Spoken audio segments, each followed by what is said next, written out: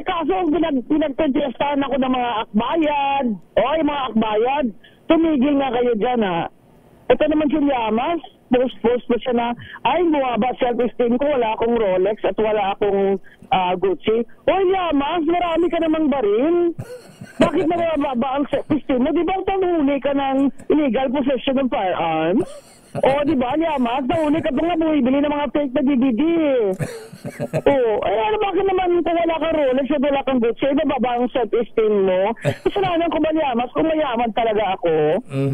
Hindi ko naman ninakaw yung Rolex at Gucci ko, ha? Kung ikaw mag-Rolex, ay maghihinaga talaga kami na ninakaw mo yan. Kasi ano ba naman ikaw? Sumikat ka lang ng presidential assistant ka, may Pinoy at katabi ka ni Risa Ontiveros lagi. Di ba? Tinanong pa nga si Risa Ontiveros ni Winnie kung kabit mo siya? O ano, Llamas? Bakit